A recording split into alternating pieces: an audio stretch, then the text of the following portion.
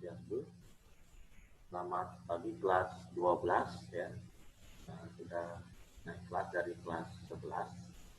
Jadi untuk video kali ini ya, pertemuan pertama daring kimia ya.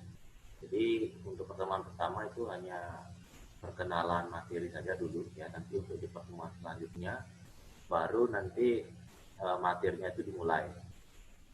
Nah, jadi untuk kondisi seperti ini ya, tolong dimaklumi karena dalam kondisi masih pandemi seperti ini ya, jadi masih melalui video daring. Tetapi untuk materi kelas 12 ini lebih banyak nanti tentang teori ya, lebih banyak ke informasi nanti.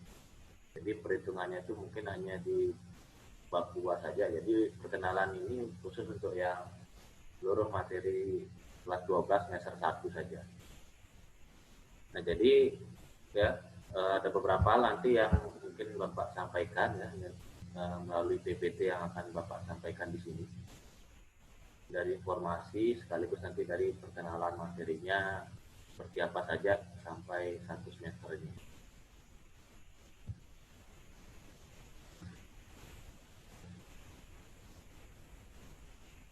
Oke, ya.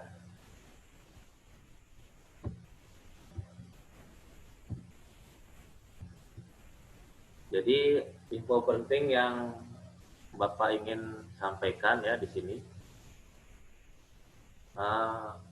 harap memeriksa kembali materi-materi kelas 10 dan 11 ya.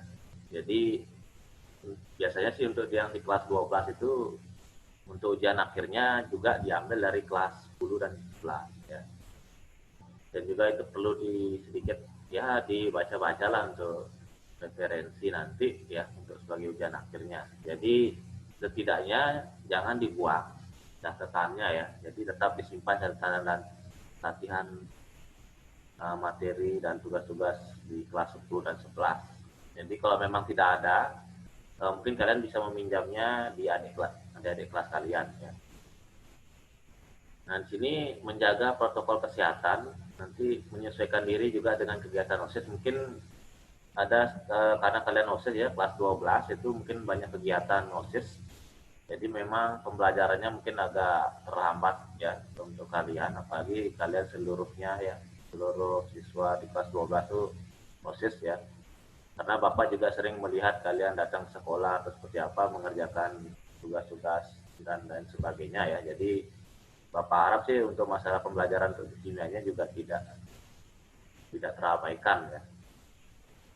Nah, nanti ya kalau memang ada tugas atau materi yang belum kalian selesaikan itu Bapak usahakan nanti tetap menginfokan dan kalian juga harus inisiatif untuk menyusul materi soal ataupun nanti kalau memang ada ulangan ya dalam kondisi daring seperti ini ya melalui online.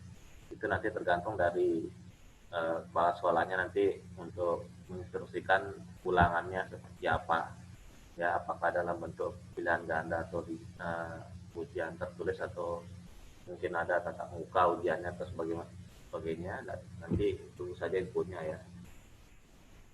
Nah, jadi info-info penting di sini karena kalian sudah kelas 12 ya, jadi 1 tahun lagi ya. Jadi khusus untuk di kimia di sini ya, info-info pentingnya yang penting kalian tetap mengerjakan tugas ya, materi juga kalian miliki dari kelas 10 sampai dengan kelas 12. Nah, jadi untuk bab pertama di materi kimia ya, itu yang semester 1 ini tentang sifat koligatif larutan, yaitu mempelajari bagaimana sifat-sifat suatu larutan ya. Berdasarkan nanti ada berbagai sifat yang ada, jadi suatu larutan itu kalau diterapkan ke sifat ini gimana ya. Kemudian nanti di bab sifat koligatif larutan ini memang setiap sifat itu ada rumus-rumusnya, jadi rumusnya itu hanya untuk mengetahui sifat ya. Jadi kalau angkanya mengalami kenaikan, misalnya di awal nih sifatnya gimana ya, kalau dia penurunan atau terjadi perubahan sifatnya gimana ya, ini lebih ke sana sebenarnya gambarannya.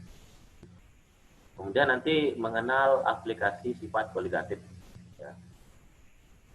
Nah, jadi aplikasi sifat koligatif ini memang banyak kita kenal ya, ada beberapa manfaatnya juga. Karena sifat-sifat koligatif ini yang dikhususkan untuk larutan ya, ketika larutan itu dicampur ya. Pokoknya ini tentang larutan ya. Nah, jadi di dalam larutan itu nanti ada dua hal yang perlu kalian bisa membedakannya, yaitu antara pelarut ya dan zat terlarutnya, sehingga nanti dia akan menjadi suatu larutan ya. Misalnya saja gula dengan air, berarti yang namanya pelarut mungkin kalian lebih cenderung ke air, berarti yang zat terlarutnya adalah gula itu. Jadi contohnya seperti itu ya, hanya membedakan saja antara zat pelarut dengan terlarut ya, sehingga nanti dalam suatu larutan itu ya seperti dalam gambar ini pelarut ini warnanya biru, kemudian yang merah ini mungkin adalah zat terlarutnya ya. Jadi dia sudah terlarut oleh zat pelarut ini sehingga dia menjadi suatu larutan ya. Kemudian nanti akan ditinjau sifatnya ya, dari sifat-sifat yang ada nanti ya. Jadi materinya itu di pertemuan selanjutnya ya, jadi hanya perkenalan saja untuk saat ini. Nah, untuk aplikasinya ya seperti yang kalian lihat di gambar di sini, ini gambar es krim ya, es krim serut atau mungkin es krim putar ya, ada yang seperti es krim seperti itu. Jadi kalau memang kita dapat tatap muka secara normal ya, misalnya kalau memang corona ini supaya tidak ada ya, kita bisa melakukan praktikum ya, kita bisa membuat es seperti ini ya dengan konsep uh, sifat ya, salah satu sifat yang ada itu salah satunya tentang penurunan titik beku ya. Jadi kita bisa membuat es krim ya. Jadi di kelas 12 yang sebelumnya Bapak sudah mencoba mempraktekkan dan itu juga sudah berhasil ya. Ya untuk ya, es krim yang sudah kalian buat. Walaupun pengerjaannya mungkin sekitar 30-an menit lah atau sampai 45 menit ya. Jadi kita bisa membuat es krim ini salah satu contohnya dapat kita rasakan langsung ya, dapat kita buat ya. Ataupun ini ya, di sini kopi ya. Jadi salah satu sifat di sini juga ya, ketika kita mencampurkan air, kopi dan gula ya.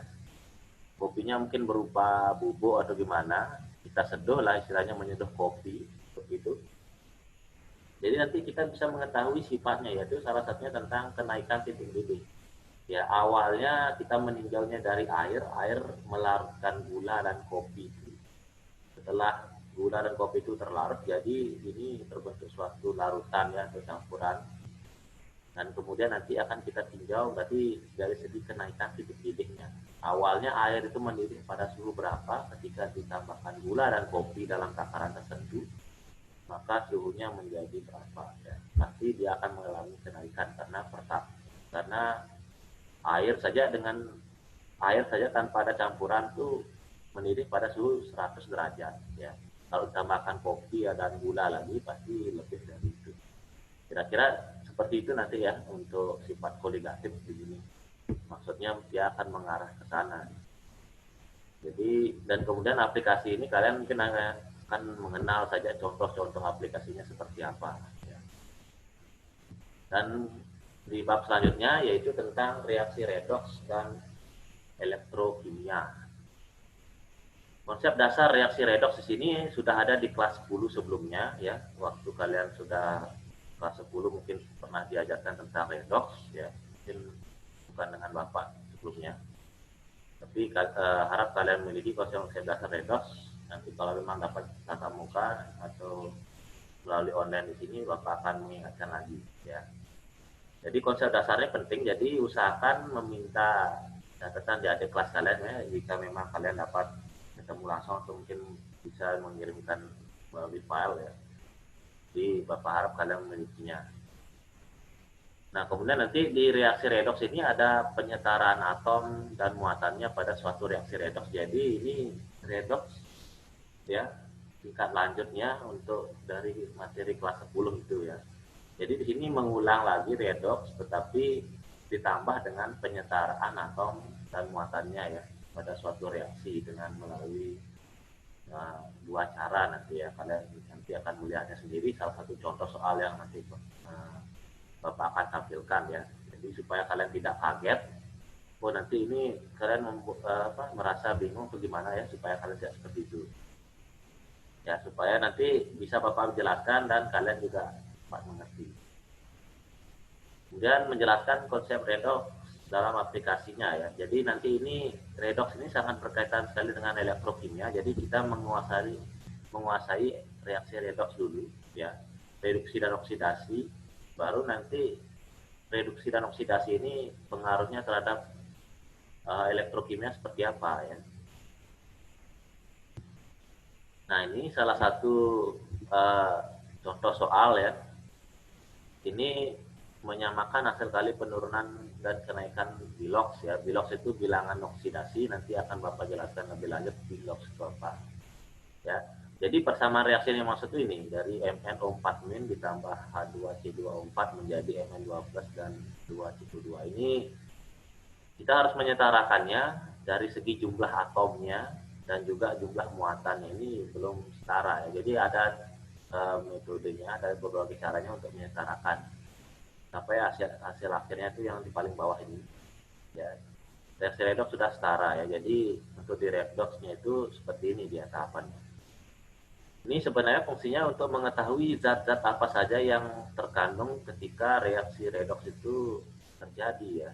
Adanya H+ menandakan asam, adanya ini juga ada asam dan beberapa kandungan senyawa dan sebagainya. Dan bisa diterapkan melalui metode asam ataupun basa. Dan ada contoh lainnya lagi ya seperti ini. Nah, ini cara-cara untuk menyetarakannya ya. Ya nanti tahapannya itu nanti akan Bapak jabarkan ya, sekaligus Bapak juga akan menjelaskan dari suatu contoh-contoh yang ada nanti ya. Dan ini juga perlu latihan-latihan supaya kalian lancar untuk menyetarakan dan hati-hati ya dalam melihat angka-angkanya sini, perkalian, pertambahannya dan sebagainya.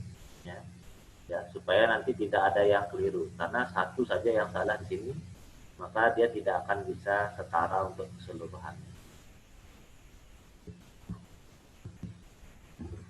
Nah, untuk di elektrokimia, jadi setelah kalian mengetahui redox itu lebih dalam seperti apa di materi sebelumnya, jadi setidaknya mengingat unsur-unsur pada deret volta, nanti akan ada suatu deret volta. Deretnya itu penting sekali ya, ada pokoknya dia harus berurutan, itu urutannya itu tidak boleh ditukar atau semacamnya. Dari kiri ke kanan, dari kanan ke kiri itu memiliki suatu ketentuan-ketentuan ya. Kemudian nanti ada penentuan sel suatu reaksi yang dapat menghasilkan listrik ataupun penggunaan listrik terhadap reaksi. Jadi reaksi redox ini ya ketika disalurkan ke dalam suatu voltmeter ya seperti itu nanti akan tertuju suatu sel, maksudnya dalam jumlah voltnya itu berapa yang dihasilkan. Artinya dari suatu reaksi kimia ini nanti akan dapat menghasilkan arus listrik ya, walaupun memang jumlahnya kecil tetapi memang dari larutan ini bisa menghasilkan arus listrik. Ataupun nanti karena listrik ini ya suatu larutan itu dapat bereaksi ya. Awalnya mungkin dia tidak dapat bereaksi, tapi setelah dialirkan listrik terjadi suatu reaksi, mungkin entah perubahan warna, adanya gelembung ataupun adanya penguapan dan sebagainya, itu pokoknya ada suatu reaksi ya gara-gara listrik ini. Jadi belajar elektrokimia itu seperti itu. Jadi dari suatu reaksi ke listrik ataupun nanti dari listrik ke suatu reaksi. Jadi kalian akan lebih mengenal pendalamannya ya. Ini seperti apa untuk di elektrokimianya. Kemudian aplikasi reaksi redox yang bermanfaat dalam kehidupan sehari-hari ya. Jadi ada beberapa manfaatnya, khususnya yang berkaitan dengan energi listrik di sini ya, penggunaan energi listrik dari suatu reaksi.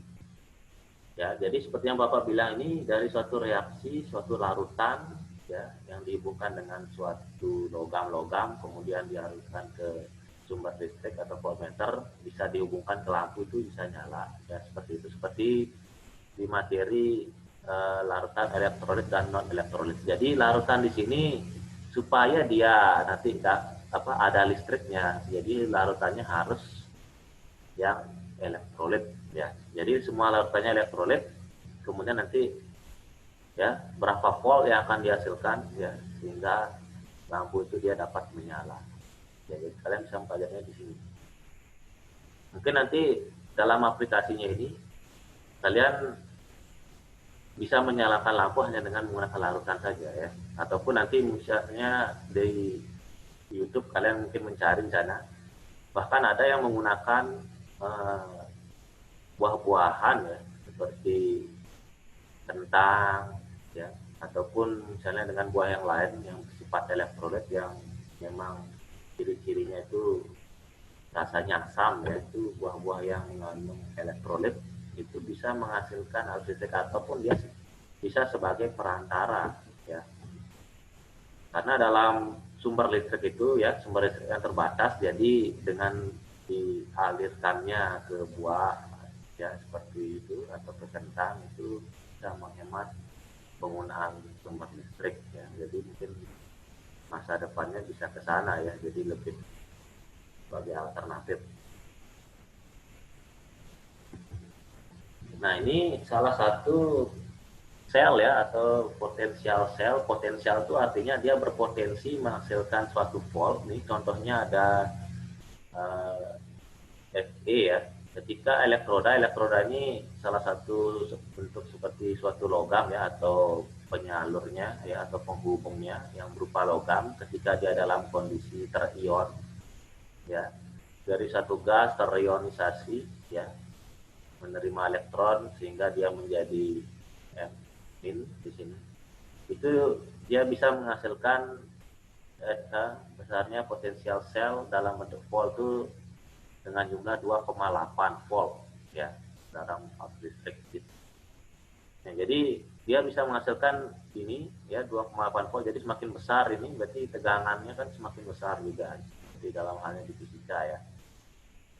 Nah, jadi elektroda ini contoh-contoh yang di sini itu ya, itu merupakan suatu logam yang mengalami potensial elektroda standar ya. Jadi yang mengalami reduksi atau pengionan ya, penurunan bilangan oksidasi nanti akan kalian lebih dalam lagi. Makanya kuasai dulu reaksi redoks untuk mengetahui mana yang mengalami penurunan peningkatan ya.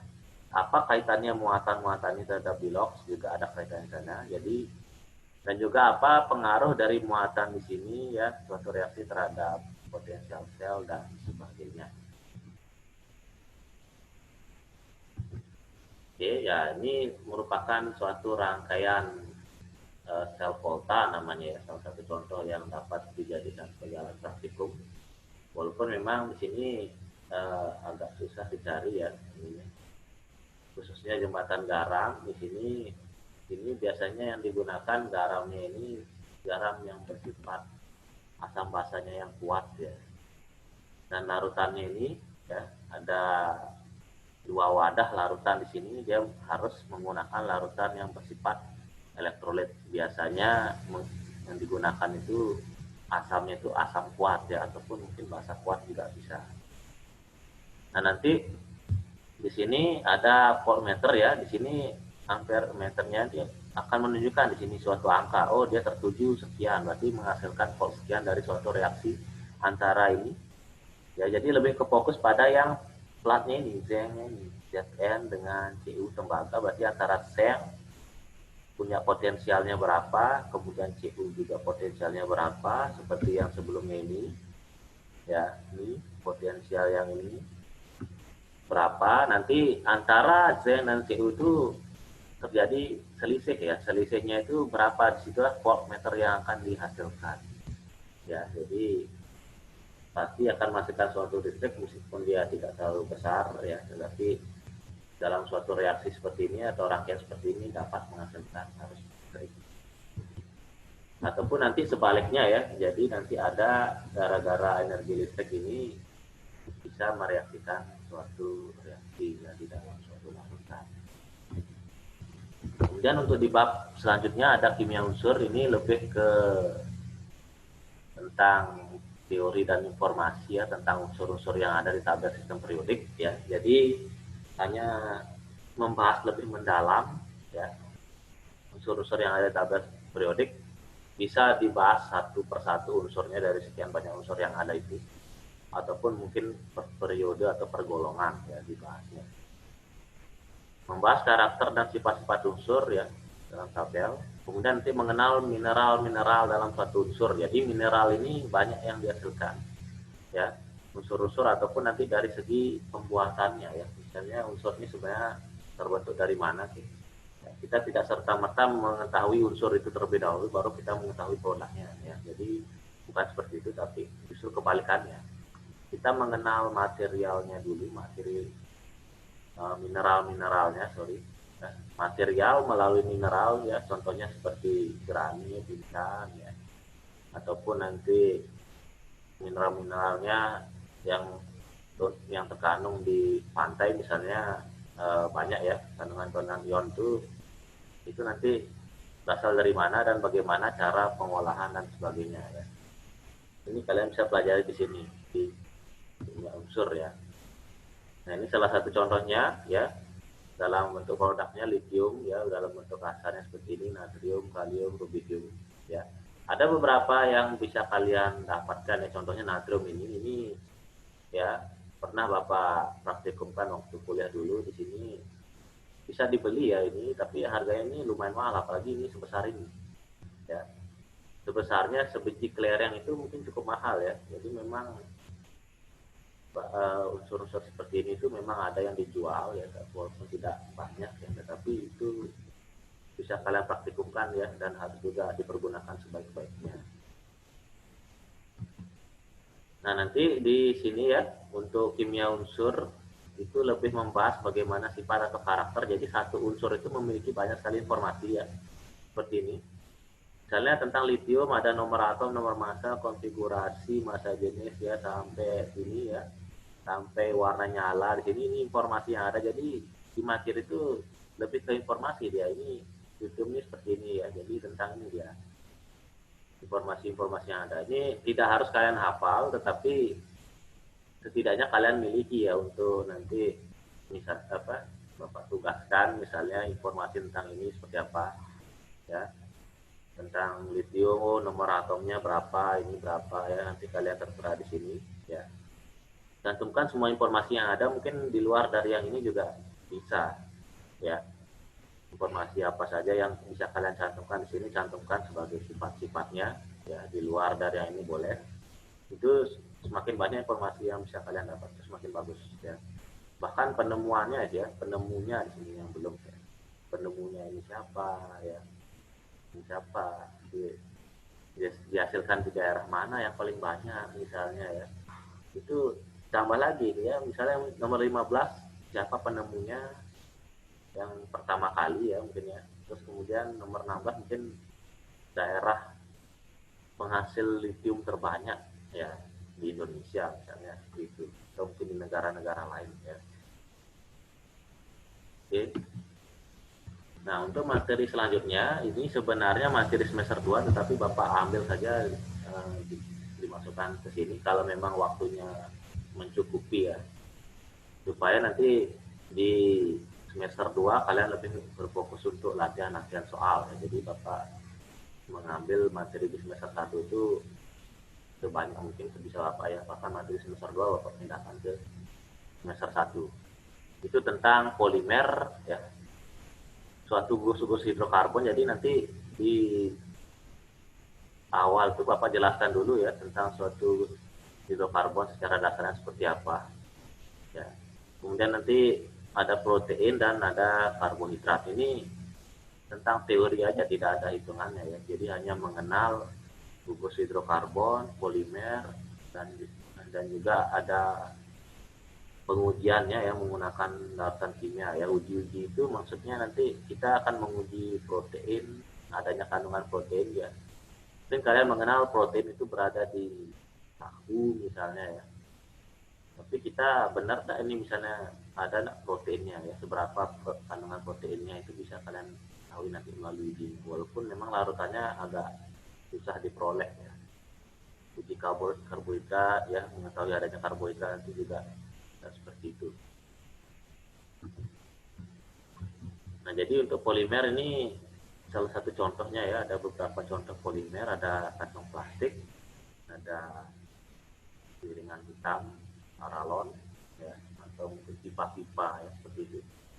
Ada panci, ada peralatan masak seperti ini ya.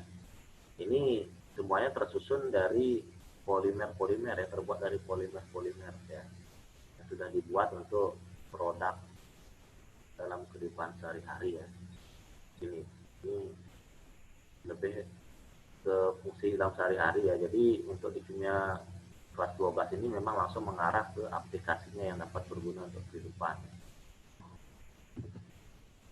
Nah, ini salah satu contoh foto ya yang Bapak dapat itu untuk pengujian ya. Jadi seperti ini nanti kalau misalnya tahu kalian masukkan dalam larutan, nanti larutannya gimana ya, warnanya berubah apa, ciri-cirinya kalau dia warna ini jadinya apa, masih tergolong proteinnya atau gimana ini, ataupun nanti dari segi karbohidrat juga seperti itu caranya sama ya. Jadi ada ujinya seperti ini, tetapi nanti kalau memang masih dalam proses daring mungkin belum bisa kita lakukan seperti ini ya. Ini juga larutannya juga susah untuk didapat ya, jadi ujinya ini mungkin dalam bentuk informasi saja atau mungkin dalam bentuk video yang kalian bisa dapatkan di internet ya. Oke, jadi kurang lebih seperti itu untuk pengenalan materinya ya. Karena untuk di kelas 12 kalian juga harus fokus pada pelajaran yang lain dan persiapan untuk ujian nanti ya, menjelang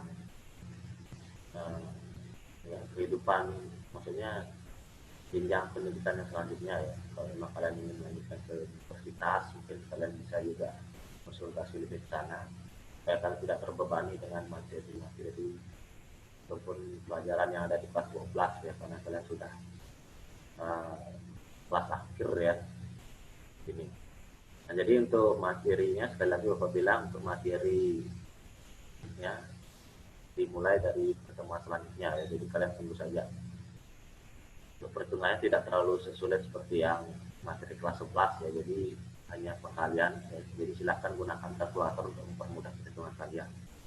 Yang penting kalian mengerjakan tugas yang ada, ikuti protokol kesehatan, instruksi dari kepala sekolah, tugas-tugas gimana, dan juga usahakan supaya nanti tugasnya tetap dikerjakan, tidak terhalang karena kegiatan OSIS saja ya. Jadi kalian tetap bisa mengusahakan atau menyusul secara inisiatif materi dan tugas-tugas yang diberikan oleh guru-guru kalian, termasuk juga Bapak.